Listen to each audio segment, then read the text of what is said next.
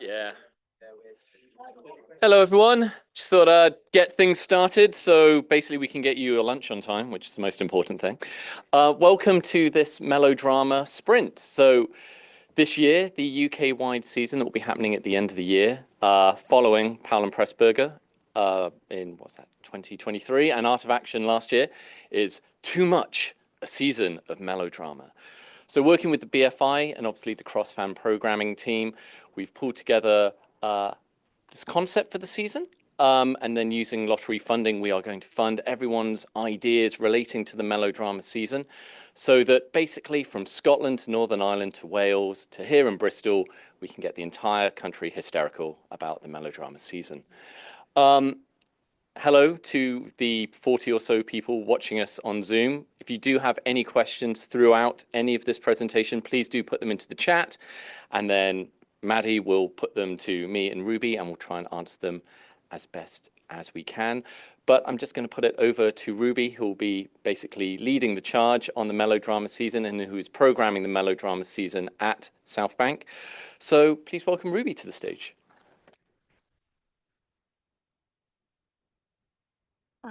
Thank you, Ty.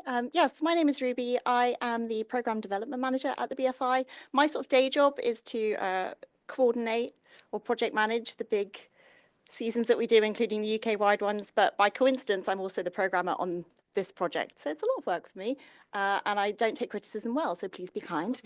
I just want to, before we get into it, kind of caveat that this is very much in the development stages. I've done quite a lot of work with the BFI team about what we're going to do at South Bank, but in terms of the UK-wide approach and how you guys can all get involved, it's kind of up for grabs, and that's sort of what today is for. I mean, you can tell we're still in the development stages because the exclamation mark on the title and the pluralization of melodrama is inconsistent. It's still a mix. So please do treat this as kind of a discussion starting point and some insight into what we're planning. But there's a two-way feedback loop here, and hopefully we'll come out with a lot of ideas that we can develop together. So often when I've spoken about this project to people, I'm met with a sort of polite confusion. Most people seem to like the idea of melodrama and of stylistic excess and over-the-top emotions, but they don't necessarily feel entirely confident naming the films we associate with the term. More than one person has stealthily Googled under the table and told me that Die Hard is a melodrama, apparently, which is true. But as we spent a lot of last year watching men jump out of buildings, this year we're mainly focusing on women crying in kitchens. You'd be surprised how much the two have in common. So I thought it would be useful if I kicked off today by just explaining in fairly simplistic terms what we mean by melodrama in this context. So the first thing to say is it is not officially a genre. It's a style of storytelling led primarily by emotions, which is not particularly interested in realism so much as engineering a plot around ideas and feelings, and which uses the form of film itself to express those feelings, be it through music, lighting, color, performance. The stakes are always high, and people rarely behave rationally. You really just have to accept that and go along for the ride. Some of the most distilled examples of this approach, which many of us jump to when we hear the term, are the family melodramas of the 1950s, such as All That Heaven Allows, which is pictured here. These are films about primarily suburban housewives facing some form of interpersonal conflict with their family or their neighbors. On the surface, they're pristine in their neat twin sets and perfect hair, navigating a carefully constructed social hierarchy and fulfilling the roles expected of them. But there's a reason the Stepford wives had to be robots. No human being with genuine feelings can function under such constrictions for very long. Their emotions simmer under the surface, leaking out steadily and infecting their surroundings until they reach a boiling point. In many ways, melodrama is all about this contradiction and the impossibility of existing within the constraints society places on us. There's a sense of escapism in the illogical plot twists, the wildly romantic and unrealistic acts of sacrifice, in the sensationalism and the twists of fate. At the same time, the conflict which drives the emotion of these films is almost always rooted in reality. So class divides, fear of scandal, betrayal of trust by characters who choose the status quo over romantic idealism. The films we'll be focusing on are centered on human relationships and united by this awareness and validation of how painful it can be sometimes just to be human. So melodrama in film has long been associated with women, primarily concerned with their inner lives and everyday struggles. This term, women's pictures, was often used in the classic Hollywood era, particularly the 1940s, when men were largely busy doing violent things overseas, to describe films made about and for majority female audiences. These films employed melodrama to express longing, rage, and desire in characters facing your everyday problems inherent to existing as a woman: motherhood, infidelity, sexual abuse, exploitation, the occasional murder of all of your family members. Much to this distaste of largely male critics at the time, these emotions were delivered without restraint, provoking a response in their audiences with shameless manipulation and no heartstring left untugged. Perhaps surprisingly, given the subject matter, they were hugely successful. Beneath the attention-grabbing colors, lurid plotlines, and sugary sentiment lie expressions of anger, injustice, and empathy for women's experiences. These women do not always triumph, and they are imperfect as feminist icons, but they speak to emotional truths which resonate across generations. At BFI Southbank, we'll be using the concept of the women's picture as our anchor and jumping off point to explore how narratives driven by women and made with mainstream female audiences in mind have impacted cinema internationally and across the decades. We'll be looking at how female emotion has been embraced over the past 100 years and offering audiences a chance to feel seen with hopefully a sense of release. Melodrama has gone through several moments of reclamation over the years, and within academic circles, it's generally accepted that it uses visual flair, soaring soundtracks, and endless symbolism to express something often progressive or challenging about our world. Despite this, the word melodramatic remains a pejorative for many, and these aren't films that many people are really aware of or have watched. They might know the names, but I feel a lot of people haven't actually sat down with them. And that may be the case for you too, which means I think it's the perfect time for a clip. I'm going to show you a scene from Nicholas Ray's Johnny Guitar, which I think captures the purest essence of melodrama. So you've got those soaring strings, some ripe, unrealistic dialogue, and the highly emotional conversation with the socially conscious subtext. And of course, you have Joan Crawford. Here she plays Vienna, a no-nonsense saloon owner whose presence in the community has caused all kinds of upset, what with her outrageous ideas of progress and her forgiving approach to the local criminal elements. Sterling Hayden plays Johnny Guitar, who is also there. The two of them have an unspoken history, and this is the moment that they decide to speak about it. So this is Johnny Guitar.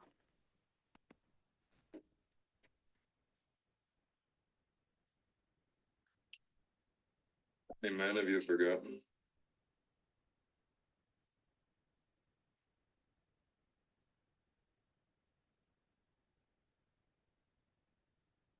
As many women as you remember. Don't go away. I haven't moved. Tell me something nice. Sure. What do you want to hear? Lie to me. Tell me all these years you've waited.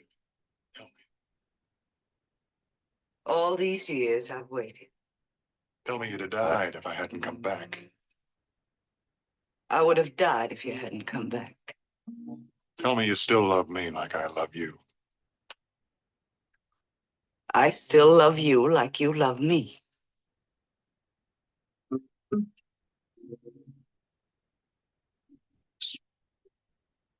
Thanks a lot. Stop feeling so sorry for yourself. You think you had it rough. I didn't find this place. I had to build it. How do you think I was able to do that? I don't want to know. But I want you to know. For every board, plank, and beam in this place. I heard enough. No, you're going to listen. I told you I don't want to know anymore. You can't shut me up, Johnny. Not anymore. Once I would have crawled at your feet to be near you.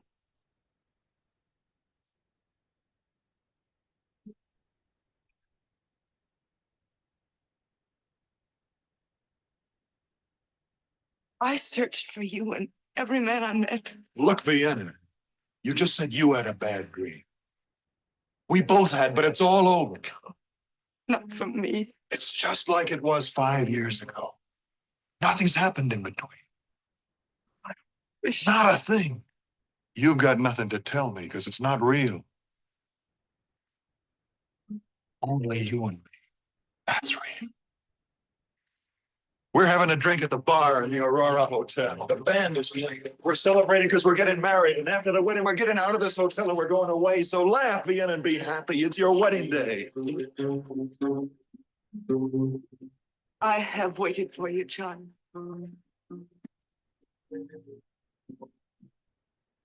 What took you so long?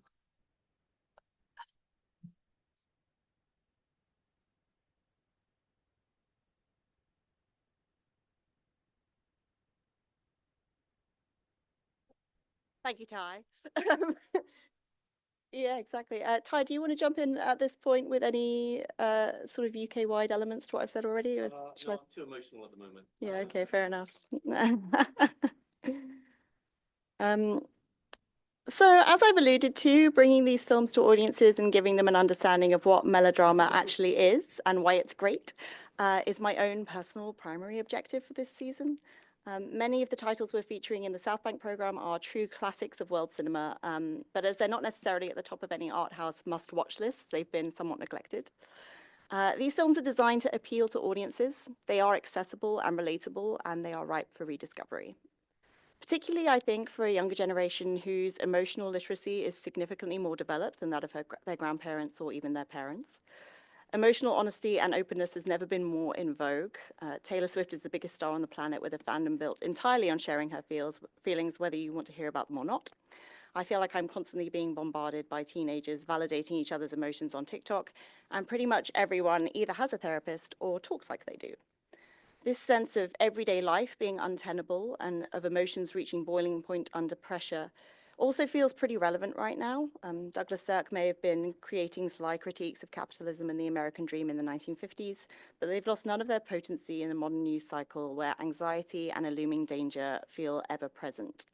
If you've been feeling a general sense of overwhelm for the past couple of years, panic not, you can come to the cinema and cry about it. In film and TV, melodramatic storytelling feels like it's having a resurgence also, particularly in television. Shonda Rhimes and Ryan Murphy are no stranger to plots built entirely on wildly unlikely coincidences or to performance and editing styles designed to amp up the emotional impact. Big Little Lies and The White Lotus demonstrate that prestige television is also not immune, and an awareness that it's a fine line between trash and quality seems to be seeping back into our cultural consciousness. This season is an opportunity to capitalize on the mood of the nation and remind ourselves that there is nothing more cathartic than crying in a dark room with a bunch of strangers. So on screen is a group of sort of recurring themes that come up across the program. Pretty much any film that we're showing at South Bank could pretty much fall under any of these headings. Again, this is a work in progress, and I recognize that while we have sort of 3 months to play with at South Bank, a lot of people won't. You're not going to be showing 40 films, so I'd love to kind of dig into this a little bit with you guys this afternoon and see how we might maybe combine some of the themes or create strands that are broader and fit what your needs better. But I'll talk you through these. So we're starting with the biggest emotion of them all, love. It probably won't surprise you that love is rarely straightforward in melodrama, and whilst happy endings do exist, they are not assumed. Brief Encounter, pictured here, is a good example of this idea of suppressed emotion bubbling under the surface until it becomes intolerable. And it is, of course, a distinctly British take on the emotionally driven tearjerker. It's also a great example of how a simple story about two people who meet at a train station can capture so many unspoken anxieties around social propriety, duty, honor, and what brings us true happiness. I've separated obsession out from love as they are not the same thing. And the tone of these films is very different. So melodrama is full of both men and women whose romantic and sexual obsessions drive them to behave illogically, unsafely, often illegally. So think Gene Tierney in Leave Her to Heaven or Kathleen Byron in Black Narcissus. Characters driven by obsession to manipulate, control, and murder. And then there are those like Petra von Kant, pictured there, who just lie on the floor and drink heavily. You also have films like Gaslight or Louis Buñuel's Elle, which are explicitly critical of male obsessive control and violence. These are some of the most high-octane and unhinged films in the program. Scandal. So you may be familiar with the trope of the fallen woman who is punished for her perceived bad behavior.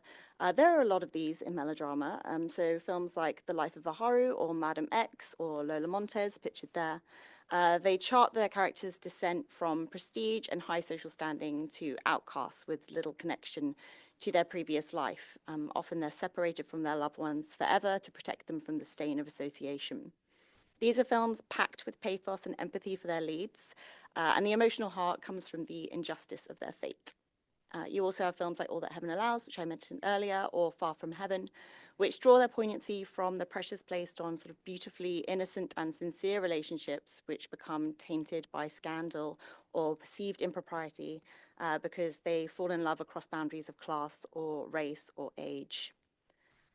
If you believe that melodrama's consistent undertone is social commentary, this is a particularly rich theme to delve into, as it offers us a whole selection of case studies of women who've fallen short of the unspoken rules by which they are expected to live their lives. Rebellion is probably the most fun subheading. It was originally titled Defiance because I felt like that was the emotion driving these characters. They're films about women who decide they don't care about the scandal, they're not interested in your rules, and who break free from the confines which have been causing those simmering emotions to boil over. That could be the simple act of standing up for yourself against a controlling parent, as in Now Voyager or The Heiress. It could be raising money and rallying volunteers for Black children in the Deep South in the 1920s, as in Oscar Michaud's Within Our Gates. Or it could be dressing up as a highwayman out of boredom, killing people and taking their money, like Margaret Lockwood, who you can see there. And finally, the least sexy heading, but probably the most important theme in the whole program, family. So cinema's always understood that nobody gets under our skin or makes us cry quite like family does. And as I've already said, interpersonal relationships and conflicts between people who care deeply about each other is the core of melodrama as a style. Pretty much every film in the program could be argued as falling under this heading. The traditional family unit represents many of the social conventions and trappings that cause us to internalize our feelings, but family relationships are also one of our greatest sources of love and joy. The maternal melodrama is its own genre, which spans world cinema throughout the ages, and which often hinges on the sacrifices mothers make for their children in acts of unconditional love. It gives us some of the most moving scenes in cinema and taps into our most complicated yet fundamental relationships. Pictured here is Freddie Washington and Louise Beavers in the 1934 version of Imitation of Life. They play a mother and daughter whose relationship falls apart when Piola, played by Washington, decides she's incapable of living as a Black woman, often mistaken for white. Interestingly, Washington herself refused to do the same in her own personal life. She was frequently advised to pass as white in her career and was always very outspoken about her pride in her Black identity. You won't be surprised that her career wasn't particularly long. I'm going to show you a clip that takes place after Piola has been missing for several days, with her mother, Delilah, and her friend and business partner, played by Claudette Colbert, out searching for her. I think most people will be more familiar with the Douglas Sirk remake than this version. I think it's a shame. The Sirk version is great, but I do believe that the style is superior. So let's take a look at Imitation of Life. There's lots of crying in this clip, which seemed appropriate. Baby, my little lamb.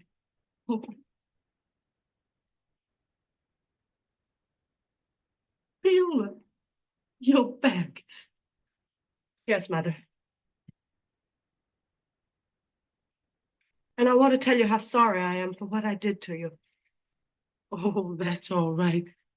Come, baby, and sit down. It don't feel like you're really here standing so far off. Mother, I've done everything you wanted me to. I went to that school and tried to be happy there to please you. But I just couldn't bear it. I couldn't. I had to get away. I understand, baby. We're going to forget all about it now. It's all right. But it isn't all right, Mother. I want to talk to you. I'll go upstairs, Delilah. No, Miss B. You stay, please. I want you to hear, too. What's my little baby got on her mind? I want to go away. Go away? Go where, Viola? By that I mean, I want to go away. And you mustn't see me or own me or claim me or anything. I mean, even if you pass me on the street, you'll have to pass me by. Oh, no, Paola. Oh, I know it's terrible of me, Miss B. But you don't know what it is to look white and be black. You don't know. I can't go on this way any longer. I can't give up my baby. I bore you. I nursed you. I love you. I love you more than you can guess. You can't ask your mammy to do this. You've got to promise me, Mother. I'm your mammy, child. I ain't no white mother. It's too much to ask of me. I ain't got the spiritual strength to meet it. I can't hang on no cross. I ain't got the strength. You can't ask me to unborn my own child. I'm sorry, Mother. I know it's asking a lot.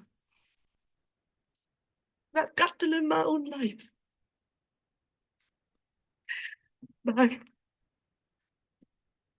Paola, how can you hurt your mother so? How can you make her suffer this way? I'm sorry, Miss B, but I can't help it.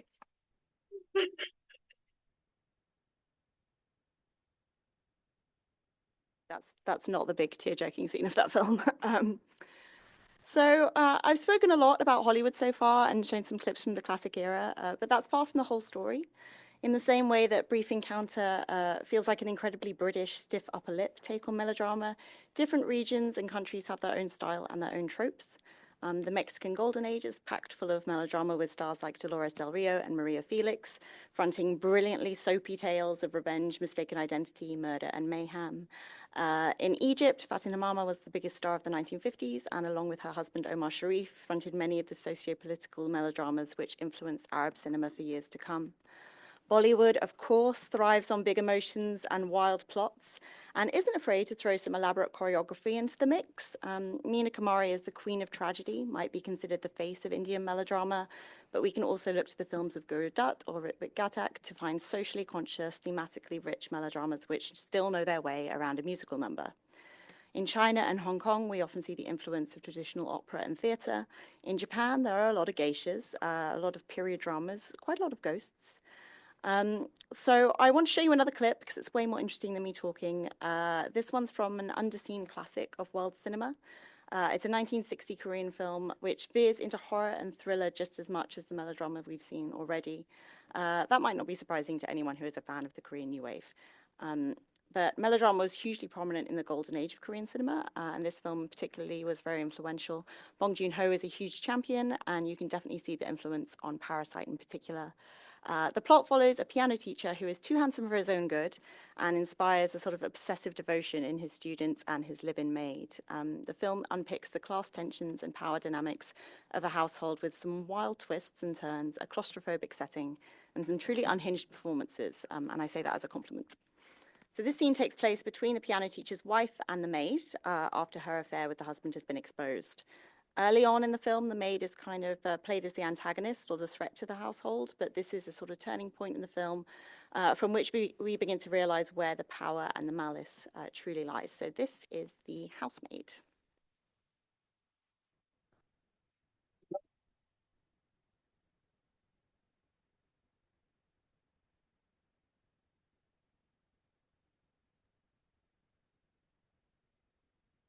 아버지한테 들었어. 내가 태중에 있다는 걸. 나가라면 나가겠어요. 전에 있던 숙사에 가서 여공들한테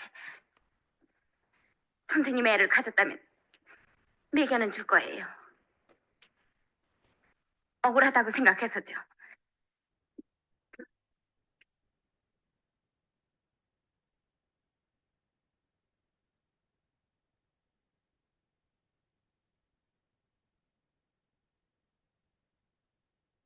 내 말 좀 들어. 여자끼리는 서로 통할 수도 있고 서로 힘이 될 수도 있지 않아? 물론 떳떳한 남편이 있다면야 때도 쓰고 먹을 것을 먹고 애 낳는 것도 덜 수 있지만 넌 아무 도움도 못 받을 테니 난 내가 불쌍하기 짝이 없어. 이렇게 됐으니 내가 힘이 되지. 난 너를 귀여운 동생처럼 생각해왔어. 전 아주머니 하라는 대로 하겠어요. 전 아주머니를 괴롭히고 싶진 않아요. 그럼 이렇게 해줘.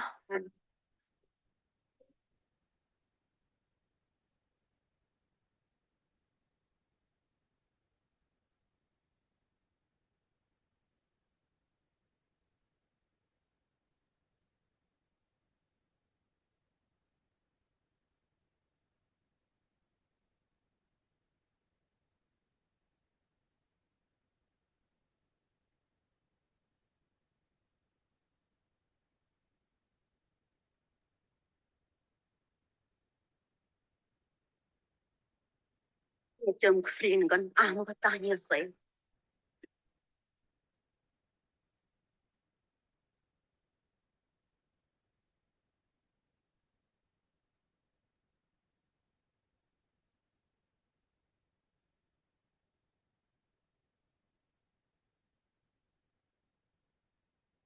어떻게 됐어?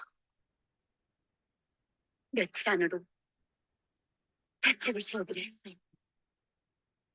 고맙소.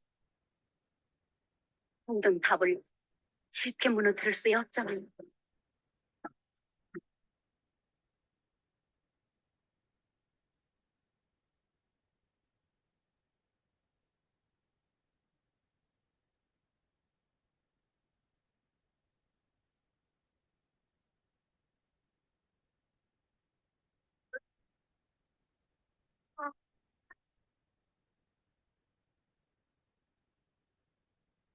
An insensitive place to end a clip, but that film is so dramatic that it's quite hard to find a spot that's not insensitive. Before I carry on, have you got anything you want to jump in with, guys? Questions, points? Just that, similar to Powell and Pressburger and Art of Action, the UK-wide season will be open up into kind of the three separate strands of UK touring programs, cross fan projects, bespoke programs where you basically use the thematic strands as a jumping off point, or a selection of menu titles, which we're still working on. Art of Action, we had 12 working titles, 12 menu titles within 3 strands, and that was 4 per each. And there were obviously some that were more popular than others. So I think what we're discussing at the moment is with those 5 thematic strands, whether whittling them down into 3 strands or maybe having 1 title per strand, basically figuring out which titles would be most popular with programmers. But that is something that we can, discuss in the workshop after, in which thematic strands appeal to you most as programmers. But yeah, I'll let Ruby get back to her amazing presentation. It is amazing. This is a visual representation of me looking at my emails. So I don't know if you find this helpful, because quite a lot of people I've spoken to about this project didn't necessarily know specifically the films that might be included or that fell under the banner of melodrama. I thought I'd just throw some names up here. If you're the kind of person who likes to go away and do a lot of Googling like I am, you could do worse than start with these guys. So the first paragraph is sort of more the kind of classic era, and then the second is more contemporary filmmakers still working today. So all of these people work repeatedly with melodrama. You kind of can't really go wrong if you just start with their films. And then the last thing I want to talk about is basically some discussion prompts that I would love it if you took away for the afternoon. So these are all ideas that I've kind of thrown around with the team at South Bank. They might be potential events or editorial pieces. They could be transformed into mini programs or double bills. You might not want to do any of those things, but it's really just to get your thought processes going. So costume and set design, that's a shot from Visconti's Senso. I've kind of mentioned already how these inner emotional lives tend to leak out into the production design of these films, and I think focusing on craft is really interesting if you have audiences who are into that kind of thing. Queer melodrama, the relationship between queer audiences and melodramatic films is an interesting one. you have on one hand, there's a lot of films about queer relationships. Brokeback Mountain is one example. And then you also have this kind of camp reclamation thing that happens. They're two very different tonal relationships. I'm very happy to talk about it and think about how that might manifest to some fun events. Male melodrama. I don't hate men. They're interesting. It's just I didn't have room for them in this program. But there are a ton of films made about masculinity and male emotion, which are fascinating and very much worthy of their own programs if you think that's the kind of thing that would appeal to your audiences, especially if they star James Mason, who's pictured there in Nicholas Ray's A Bigger Life, and also in The Man in Grey, which is a Gainsborough Studios film. So Gainsborough Studios are a British studio who churned out all these kind of soapy melodramas. They were massive hits. And if you are interested in exploring kind of a more British story, they'd be a great contained focal point. Disability on screen is a slightly thornier one, which would need some kind of careful development. So disabled representation in melodrama it's not unproblematic. It's often kind of a plot point. Somebody falls down a well and they're injured, or they're blinded in an acid attack or something. That's a shot from Johnny Belinda, which is a film about a deaf and mute woman who is kind of ostracized from her community and how she tries to reintegrate. So you'd have to tread carefully, but there is interesting representation there. I watched a film called Mandy by Alexander McKendrick last week, which is a film about a deaf child and the kind of emotional impact on her parents in the 1950s trying to accommodate her additional needs, which was very melodramatic and very moving. So there's something there, I think, a seed of an idea. Class I've kind of already talked about is present in all of these films, but it's always good to dig into. That's a shot from Mildred Pierce, which is about a woman's kind of trying to socially better herself by cooking. Television and soaps. It's EastEnders' 40th birthday this year. Happy birthday, EastEnders. Hopefully I don't have to really talk about how soaps are melodramatic, but I think there could be some really fun events talking about soap operas. And then I've thrown a shot of Whatever Happened to Baby Jane up there. If you want to do a quote along hosted by a drag queen, I wouldn't be mad about it. So those are all just things to kind of seed ideas. I'd love to hear some of yours too this afternoon. But that's it from me. I'm going to shut up now, and you can ask me some questions, and I will try to answer them. And maybe, Ty, you can come back if you have questions relating to the fan offering, then I'll redirect. But does anyone want to ask anything? Or Maddie, is there anyone on there? Yes, hi. Because we're streaming, they won't be able to hear you. Thank you for including John M. Stahl. Oh, you're very welcome. There's Huge. 2 in my program. He's the only director who gets 2 films. Excellent. I was going to ask if I was going to say 3 big melodramas would be available print-wise. So I don't know the answer to that yet. I think that the print we found for Leave Her to Heaven is 35mm, I think. Oh no, there is a DCP because we screened it last year, and there is a DCP of Imitation of Life as well. So I think that yes. I don't know about that one, but we can find out for sure. Yeah, put it on a poster note this afternoon, and we're going to do some investigating of any titles people are curious about. Anyone else? Would it be worth mentioning the titles that you are looking to spotlight inherently, like The Housemaid? Yes. Let's go into those this afternoon. Yeah. Mainly because I don't have my list. Okay. That's excellent. Really good presentation. Seems like it's going to be a very exciting season. Just on a sort of from, as someone who's going to be approached about people putting forward ideas, how do musicals fit into this? Because obviously a lot of what you're talking about stylistically fits that. Not to say that BFI have done musicals now, but like just how, and certain things you're talking about where it's like Bollywood, I'm like, okay, well that's, how does it, so yeah, just sort of how do you kind of like conceive of that sort of making a distinction? Yeah, I think that there is definitely overlap. There are actually quite a few genres, like Mildred Pierce is kind of a noir as much as it is a melodrama.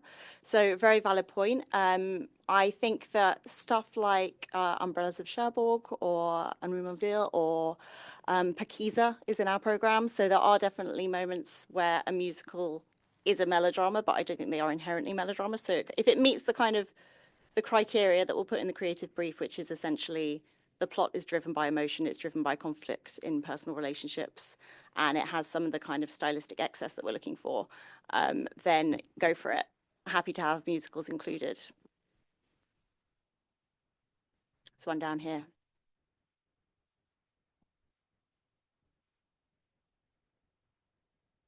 Hi. Hello. I was just wondering if you had a particular like periodization, because a lot of the films you showed were from kind of like, I guess, the 1930s to sort of 1960s with the housemaids. So do you have like a time framing for this? Not particularly. That's just purely coincidence of clips, but good point. So we will probably, again, this is just the South Bank approach, but we will go from the silent era up until today. So we'll be showing Todd Haynes films, Pedro Almodovar films, but we'll also do some silent features. So it's, yeah, it's the whole thing. If you wanted to, the original conception for this program was an old Hollywood kind of golden age women's pictures program, and that was the 30s through to the 50s only. And if you wanted to take that approach, that's probably the brackets you'd place on it. But I do think it's interesting to see the influences it's kind of recurred throughout the decades. Maddie, you've got your hand up. Yeah, so we've got a couple of questions from our friends in cyber world. Someone would love to show Mandy, but there are no descriptive subtitles It's available. true, yeah. That's interesting. Yeah, maybe we can fix that. We screened it at South Bank last week, so it's not hard for me to do a check on the rights, but I'm guessing that person already has.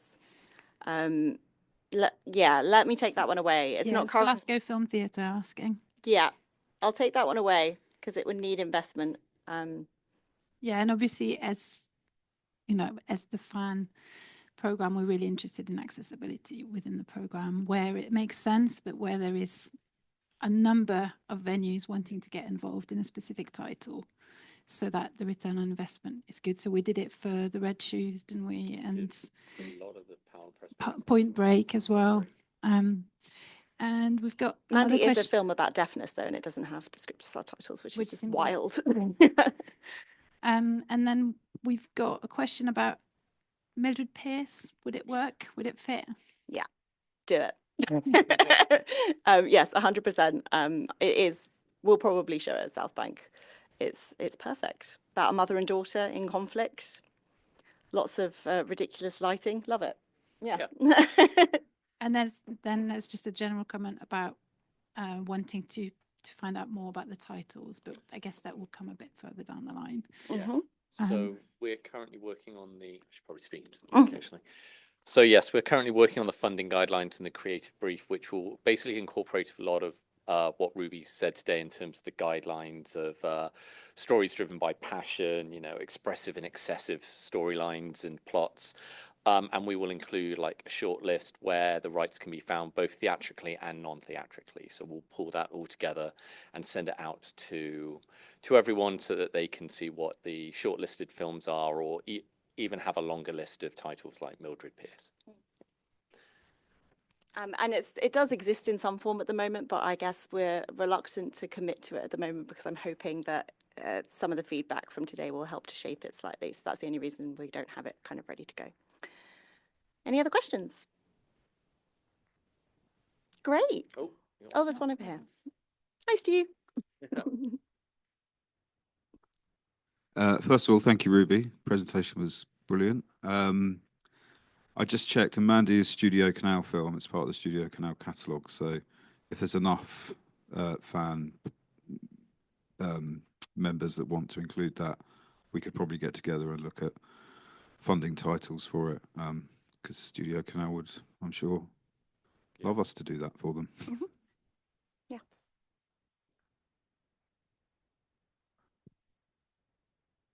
Great. Can I go now? You may. I mean, I'm sure you'll be called back to the mic as people have any questions. But as well as on the short list that we're pulling together are, of course, a number of titles, one in particular that's planned for re-release. And to talk about that, I'd like to welcome Kate from Park Circus to the stage.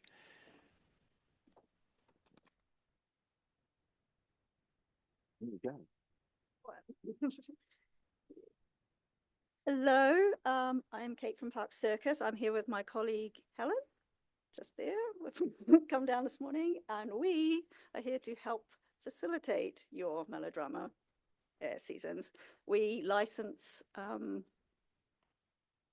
here we go, just over 25,000 plus titles. Don't actually know exactly how many there are, covering the main US and UK studios, as well as a few indies. It's a very broad catalogue, and one that's really good fun to play around with.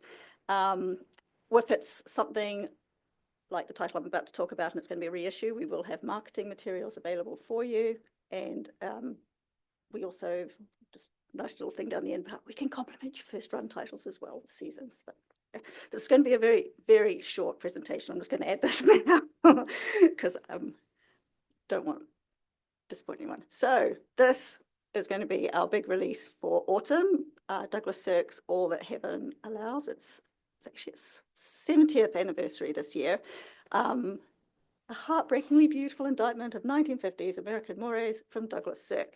This is a Criterion restoration we've been sitting on for probably about 3 years now. They restored this, Written on the Wind, and Imitation of Life. So we actually have all three available. All three would probably fit the season, I think. There will be new marketing materials available for this. We don't have an exact date, but we're looking at October, sometime around there. So it will coincide. There's a couple of others we're looking at as well, but we're not quite in a position to be able to announce those ones yet. Here's a few ideas from said 25,000 titles. Just jumping off points. Yeah, there's so many titles, but these are ones we can help with, and many, many more if any of those sparking other ideas. These ones are all available on DCP. To speak to the DCP issue, understanding the accessibility issue, this will be something we're looking into on All That Heaven Allows, but again, cannot confirm at this stage, and maybe we could talk about that later. Yeah. And that's really my big announcement. So both Helen and I are here all day to chat and talk about things. How can we help you? How can we make things easier for you to get your seasons up and running? Very open to ideas, suggestions. Like last year, we had a little combo drive. We'd be happy to do that again this year if it helps folks. But just come find us, have a chat, and yeah, looking forward to meeting you all. Thank you. Thanks, Kate. Because this is like the third year that we've done the UK-wide season, it actually would be kind of good to get some initial feedback on from programmers that have done it the past couple of years on what works, what hasn't worked, you know, how we could slightly alter it this year to make things easier for you. Because previous seasons have run from October to December. There is the plan that Melodrama would do the same starting in October, you know, with a key release date or something like All That Heaven Allows, and then have like another title re-release in the middle of the season. But it'd be good to know if everyone is still keen with that, it running into December, or would they like a slightly protracted season, or anything that kind of jumps to mind at how the UK-wide season currently operates and how we can make things easier for programmers.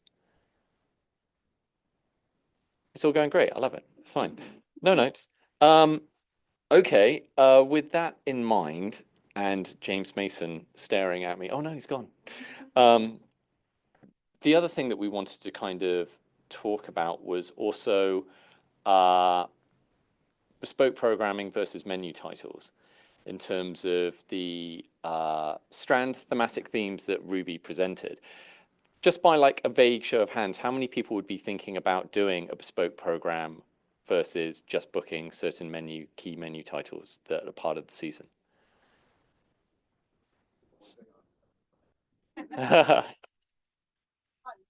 Oh yeah, put your hands up for bespoke programming.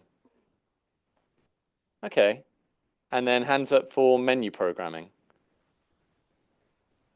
Kind of like a 50-50 split, actually. And is anyone planning already contemplating like a UK tour, a cross-fan programming thing? Duncan? It's just Duncan going on the road doing his one-man show. Okay, well, that's good to know that there's going to be a good range of titles that we can pull together for the menu title as well as cross-programming. Yeah. We had 12 for Art of Action. did anyone feel that that was too many? Would you like a shorter menu selection, or does everyone like kind of a broad range that they can select from? Hands up for a broad range of titles. And hands up for put me in a box, give me 5. Okay, broad. Okay, so we can do a long list. That'll be all right. Okay, that's fine. That's good to know. Right. Oh, the mic's off. Is it back on? Oh, there it It's is. coming back, yeah. Yeah, and obviously with going broader, then it's also think about like where we put our resources. So really do think about titles you really want to get behind. So we start noticing patterns and we can support you. It's the same with the Park Circus package. It could be any number of title that goes onto a combo drive, but if we can align with what you actually want to do, or what the majority of exhibitors want to do, then that drive will, go a lot further and help a lot more exhibitors. So that's really what today is about, is us understanding where the excitement is, so we can really align this program with what you actually want to do. One key part of that is often licensing for foreign titles. So with Art of Action, there are obviously lots of people that were keen to do Hong Kong blockbusters, Indian titles, Japanese films, and licensing can be very difficult and also very expensive. So straight off the bat with Melodrama, if you are looking to do some Bollywood films, some Japanese titles, it's worth definitely thinking about that now and then kind of coming to us with a proposal so that we can, help you try and track down these rights and see exactly what the cost is. And then if there are other programmers that are also interested in these films as well as part of their program, we can collectively try and barter down the price with the distributor if they want an eye-watering amount of money. We've got a few comments from online. So Mossa from Hyde Picture House says she'd like to do a bespoke program and is all for a broad range of titles. Jen Skinner, who I guess is speaking from a non-theatrical side of things, all the way in Tyree in Scotland, is asking whether you can extend the season to January, February for community cinemas, as October, December is hard for community cinemas because of Halloween and Christmas. Then we've got Dee Fenton saying a broad range of titles, please. Think about non-theatrical. And then, the extension to January, a few people are sort of echoing that. It's mostly non-theatrical venues that are saying that. And I think we did that for the past couple of seasons. We have. So we've already done some research into where a lot of these titles lie non-theatrically, and Film Bank Media do hold a lot of the rights to films like Johnny Guitar, Volva, and others that have already been discussed. So the plan is to kind of go to them, and similarly what we did with Art of Action, negotiate a deal where if you're planning to book maybe 4 titles, you get one of them free or at a discounted rate, I think it was, for Art of Action. But yes, the non-theatrical offering will definitely be a part of the Melodrama season.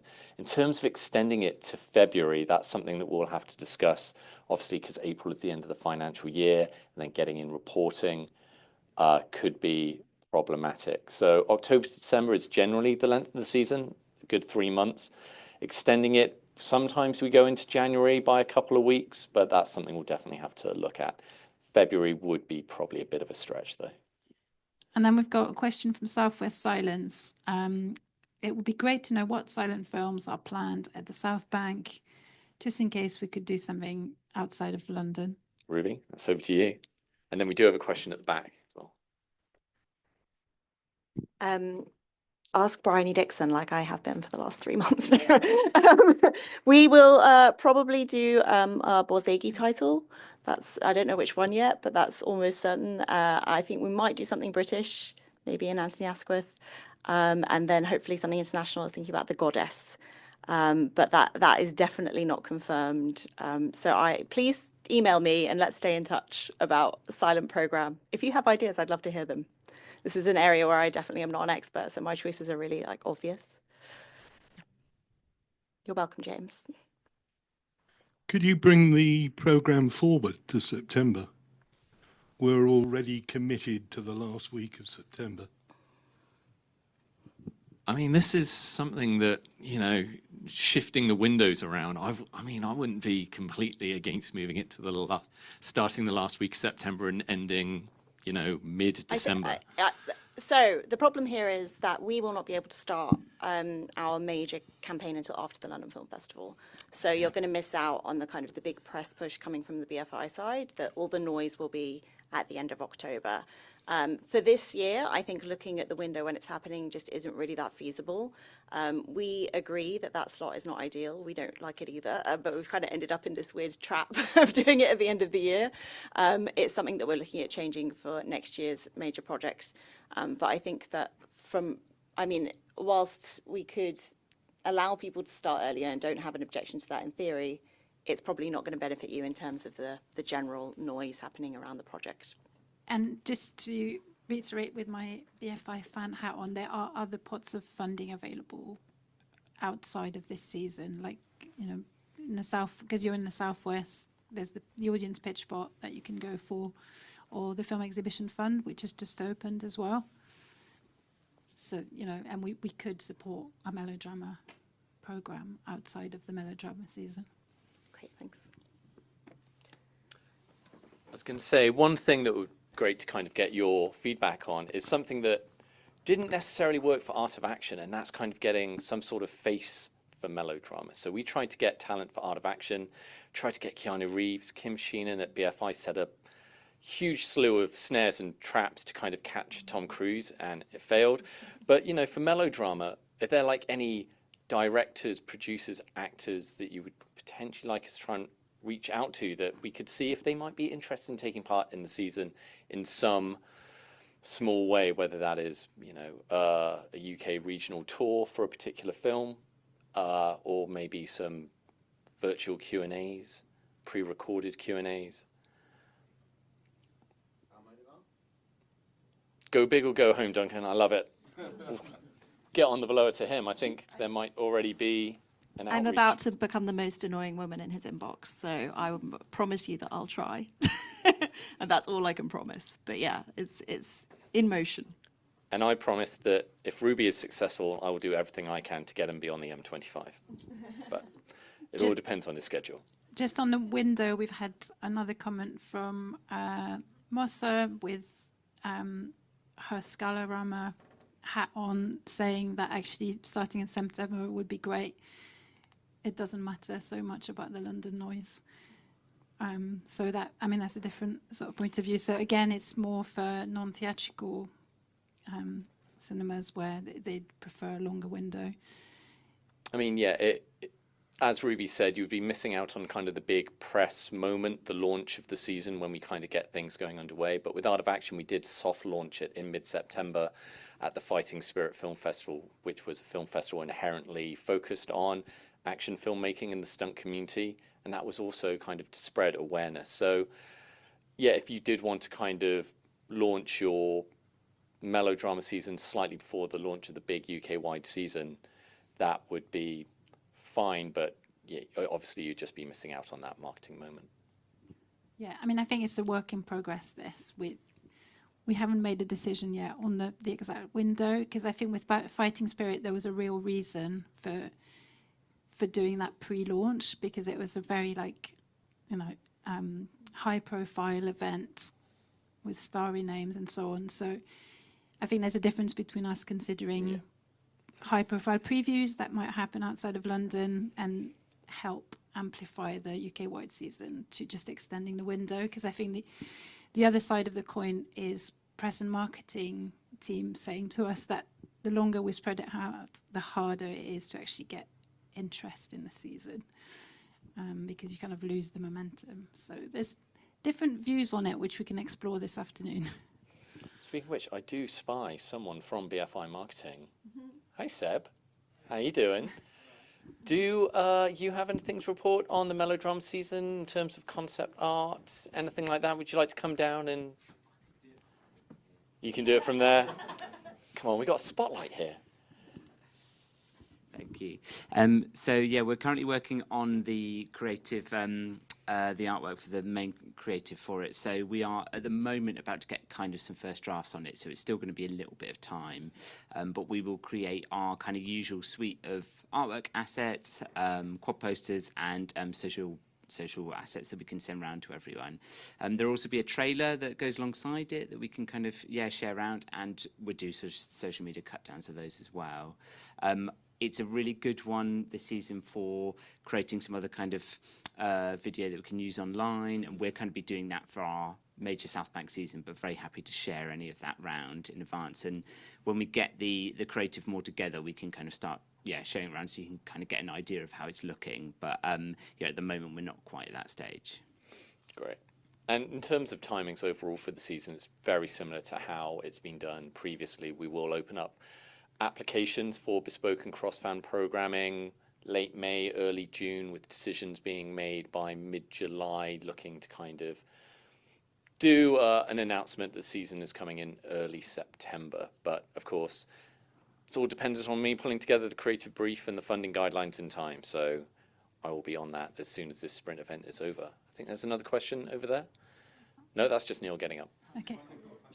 Okay. I'll give you a question, Ty. Oh, God. Thinking about the BFI priority areas, I noticed that family was mentioned as a thematic strand, but were there any films perhaps targeted at family audiences, contemporary family audiences, that were considered? I know melodrama doesn't scream family audiences, but would there be a consideration for bringing in family audiences for the season? If so, what kind of titles? I haven't even thought about it. So sure. Yes, you're right. It doesn't scream. Normally they're quite adult topics. So I'll have to think. Bambi, tearjerker. No, I can think of some. So yes, let's do that. Let's put a little program together. If people want it, we shall make it. Yeah, no problem. And just on creative assets and so on, did anyone have any big wishes for what we could produce centrally in terms of assets? The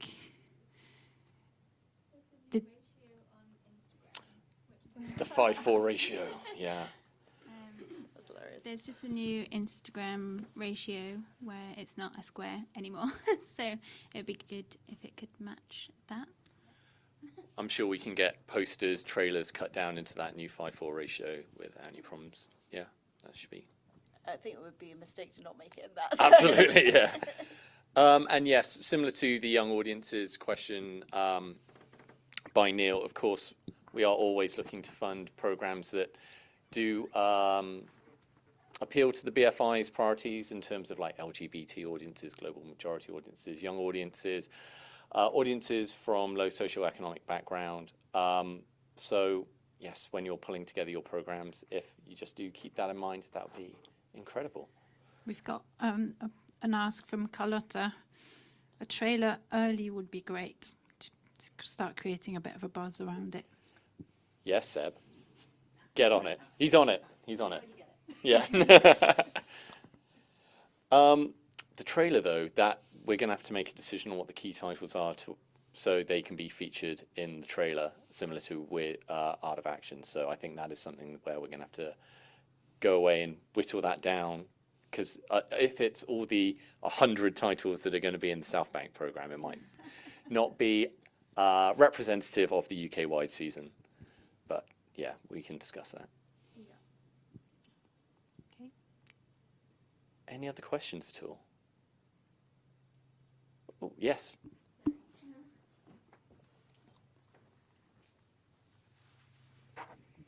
Will there be a website like there was for Art of Action again, where we can upload all the different venues? There will be a website. Now, what the website will be is always an ongoing issue, because the websites that we've used the past 2 years tend to be location-based. But then inherently what we find is that if someone, say, logs in from the Isle of Skye, the website can look very, empty. So it's less about what's based near you and then, what isn't based near you. So me and Seb are kind of looking at how the season website could look for melodrama, whether that is literally just a regional list of are you in Wales? Here are all the Welsh events. Are you in Scotland? Here are all the Scottish events and dates. you know, maybe something that's just more inherently simple than a location-based thing where you just type in your postcode and it shows something. We might just go for a much more simple approach. But yes, there will be a season website as part of the outpush.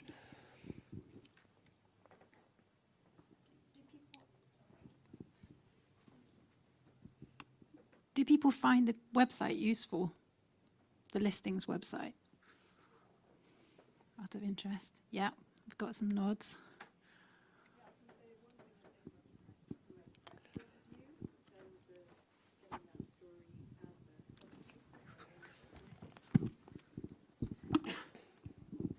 Hello, sorry. I was just going to say, from a press point of view, with it being so location specific, it was quite hard, particularly when doing a national story. I remember for Powell and Pressburger, just in terms of press would be like, but I can't see stuff around the UK, so they didn't get a sense of the bigger picture. So I suppose that's part of it in terms of when we develop it. Yes, it is really interesting, but I think it needs to be people can see everything to be able to get a sense of the bigger picture.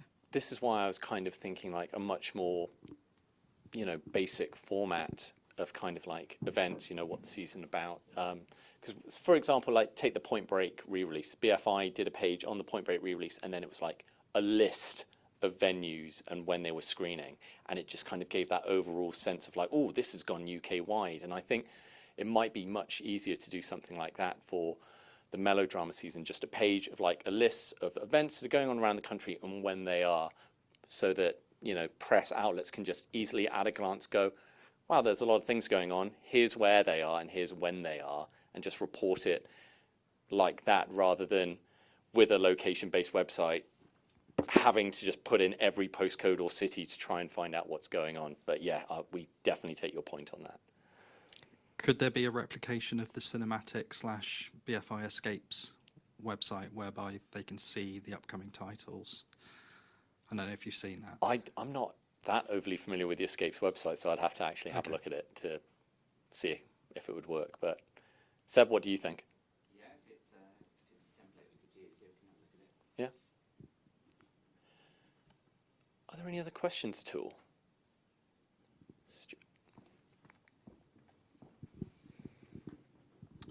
Thanks. Those websites that aggregate all of the activity are definitely useful for us, because it's sort of reassuring to see where, you know, who's taking part and where it's popping up. I know that we're not the main that's not the main kind of objective for those, but they're definitely really useful to have. And I think the comment about the press is interesting as well. If journalists are interested in the thing, and then there's something that they can look at which sort of shows them the full breadth of people taking part, that's useful.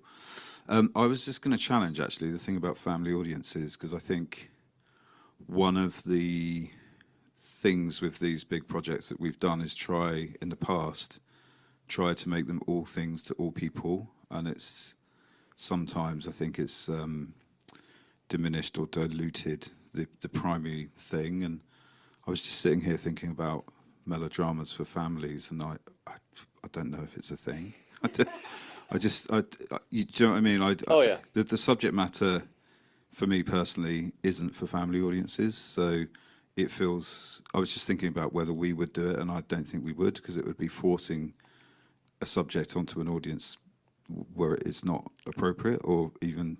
I mean, I wouldn't phrase it as like family audiences. I would definitely re-target it as young audiences, because as young people for sure. Rudy said, it's a people, subject matter that inherently is, you know, very contemporary. Lots of high emotions. Like I said, Taylor Swift's the biggest star on the planet, and someone who will tell you everything that's going on in their mind, whether you want to hear it or not. So I think there is definitely an appeal to bring in audiences that are under 25, 18 to 25, rather than families, and I think that should probably be. Yeah, I agree with that. Yeah, for sure. But the actual fact that the positioning of programming for families with melodrama for me is probably a distraction. Just to chime in with my feeling on it.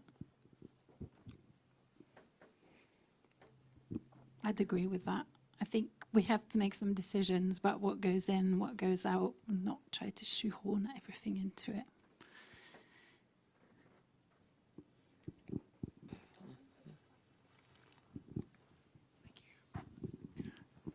thanks.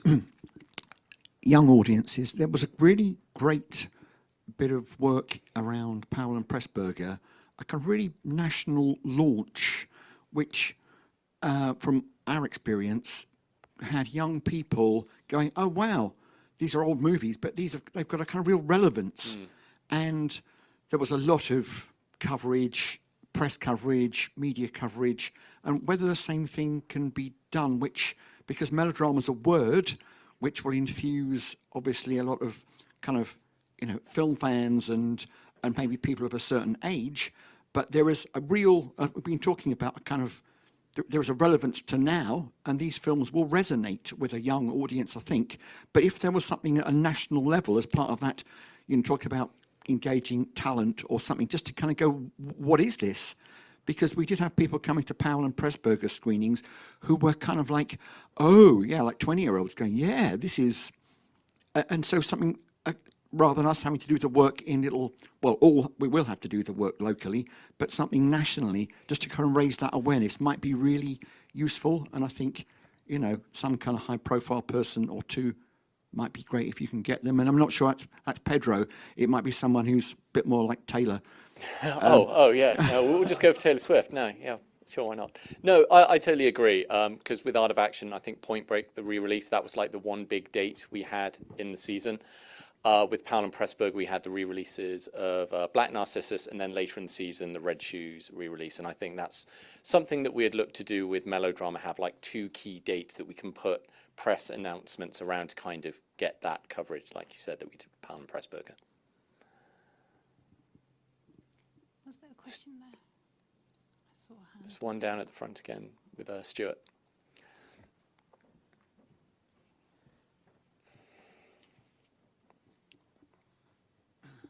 Yeah, I just wanted to pick up on that slightly to manage expectations, because Powell and Pressburger was the biggest project we've ever done, and it had about 9 years of work and lots of restorations sitting at the core of it. And when you've got, and also Powell and Pressburger's collections sit in the BFI National Archives, so it was a kind of, the scale of the project was huge. It had huge investment in it and really big, important stakeholders like Martin Scorsese. And when you have a kind of scale of project like that, it's really easy to talk to the press and get them interested. If you just send out a press release saying, Martin Scorsese has funded the restoration of this, why has he? He's done it because, it's a moment of reappraisal. This is kind of not that. We haven't restored anything. We haven't got big collections backing it up. It's more of a kind of, it's a programming piece, it's kind of thought leadership. There's plenty here for press to get excited about, but it hasn't got that big story happening at the core of it. So just wanted to manage that expectation a little bit. No, I think that would be on us to kind of like create moments for the press with the, announcements of certain titles being released, UK-wide on a certain date. So we have certain things that we can amplify at particular moments. But just responding to Andy as well, it's really worth all of us thinking about potential season champions, and they might not be directors. So I think that's a really good point.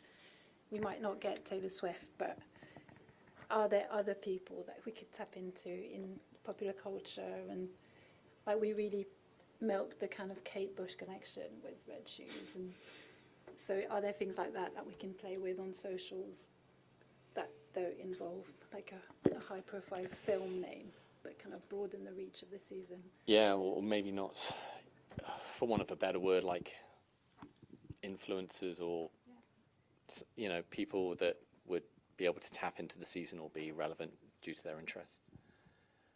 I just had a thought about what you're talking about, like young audiences, and I suppose popular culture more generally, and like where young people see the melodrama. And I was just thinking about K-drama as this like kind of emerging kind of epicenter of melodrama and romantic drama especially, and something that young audiences really latched onto.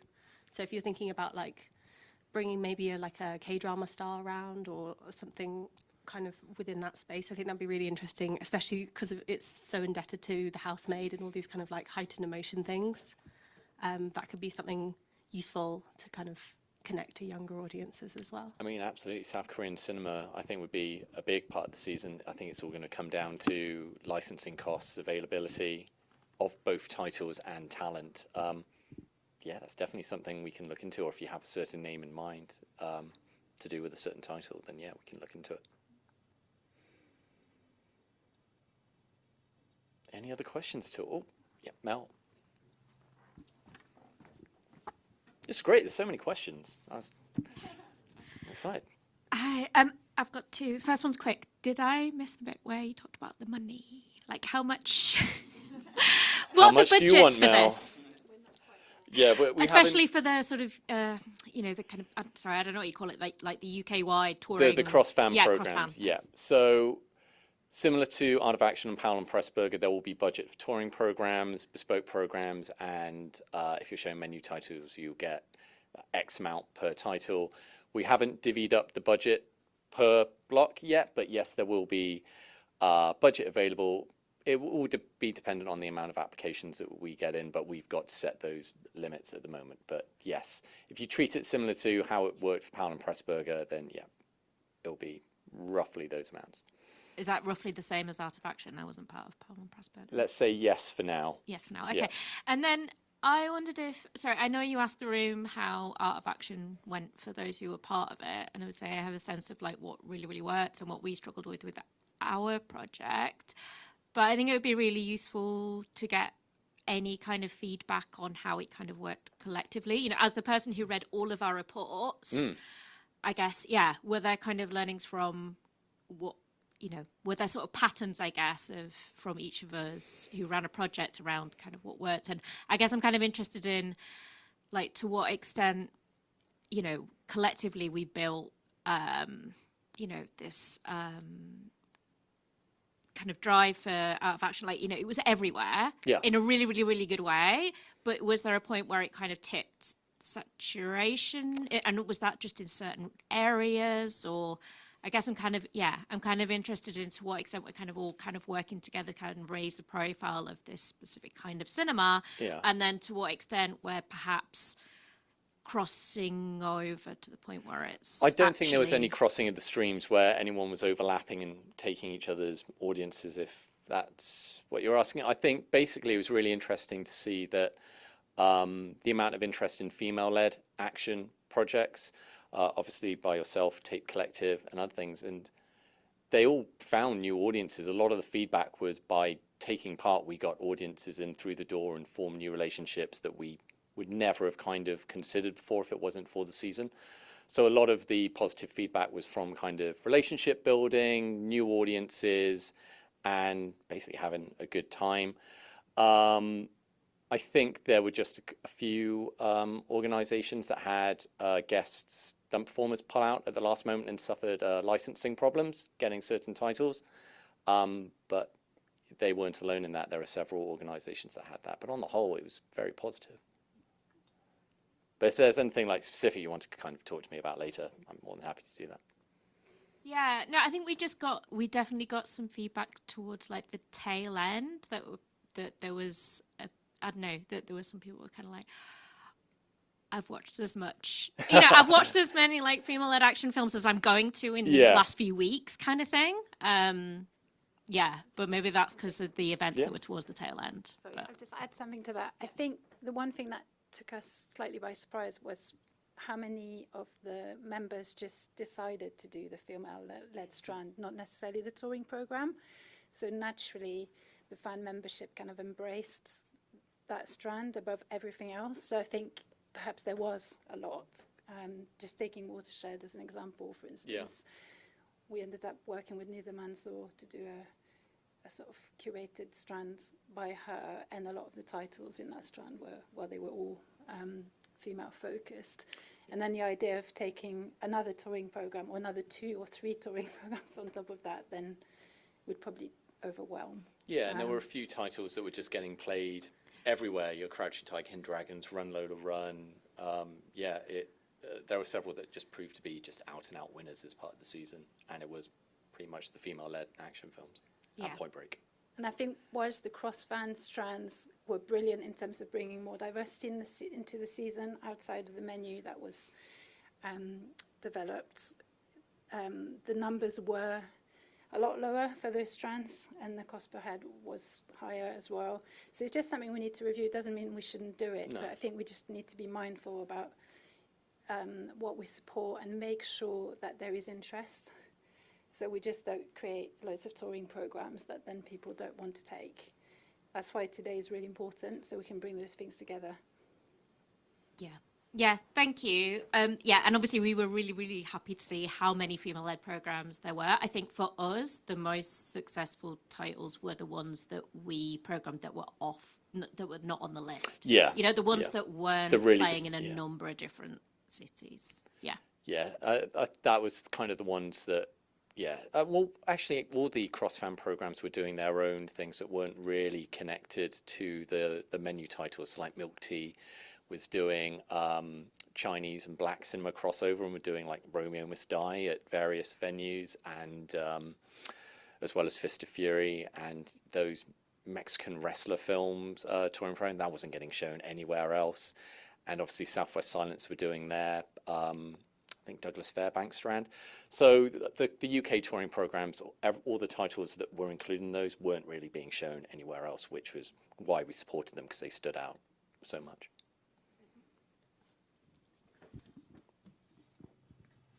All right. Any last questions? Maddie, anything on the Zoom? Just something about license fees can be extremely high and variables, but Yes. So that is something that if there is a title where lots of people are interested in showing it, we can collectively try and barter with the distributor to kind of reduce those fees. I know that Indian titles, Japanese titles can be insanely expensive, something like £2,000 per screening. But, you know, if we have 10 members that all want to show insert Japanese film title here to do with melodrama. I know, I saw you watching me struggle. Then we can try and get that down to something much more manageable and affordable and try and take it on a UK tour. Yeah. Electric clouds, no. Floating clouds. Well, there you go. Any other questions at all? But I will put all this in the creative brief and also the funding guidelines and, you know, a title list where the rights can be found theatrically and non-theatrically. We will definitely share Ruby's slides with everyone if Ruby is happy for us to do so. And yes, I will also pull together the notes from the workshops for those of you that are unable to join us in person and share it after the fact. But if there are no more questions, I think we can call lunch. Brilliant. Okay, well, thank you everyone for coming. Thank you to everyone that joined us on Zoom. And we will see you. Oh, yes, please do scan this QR code. Hopefully you can also do it on Zoom. Just hold your phone up in front of your screen. Please do fill it out. It should take just a few minutes. And that would be wonderful. So thank you so much for joining us online. And for the rest of us, if you just go to W3, there should be lunch waiting for you, or we'll be there very shortly. And then we will do some workshops after lunch. Thank you.